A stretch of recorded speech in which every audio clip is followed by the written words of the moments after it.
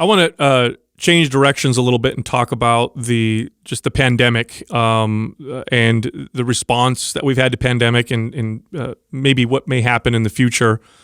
Let's start with the lockdowns or forced shutdowns of businesses that most governments enacted. There's been a lot. I mean, on both sides, there are people saying it's necessary to save lives, and there's people on the other side that say my life and my business is destroyed, and this is a voluntary exchange. Are lockdowns moral? Is there a moral backing to them? Well, I'd say yes in general. If you want to speak abstractly about it, sure. And certainly in the beginning of this whole crisis, back in March and April and May, I think most of us saw, given the nature of this pandemic, there's something we should do to protect, people's lives. And even now, I'm here in Southern California where there's been a terrible spiking of this thing.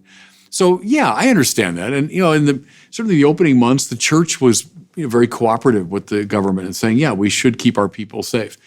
Now, is there legitimate room for a certain pushback or people saying, well, now wait a minute, we've done this, but do we have to do this for the next 6 months? And I think there can be a healthy conversation within the body politic, the people pushing back against the government. A good example is the church. We, over these months, have been in kind of steady conversation with the government out here in California, pressing our case to allow greater openness in the churches. Sometimes, I think, saying, okay, we understand, we acquiesce. Other times pushing back, getting some of what we want. Other times, no. Okay, I think that's all right within a democratic polity that we have that kind of give and take. So in answer to your question, I'd say, lockdowns can be construed as something moral, but they're not absolute. And I think people can raise legitimate objections. There's also fears that there may be policies to force vaccinations to just to be able to function in society. Is there a moral backing to forcing people to vaccinate?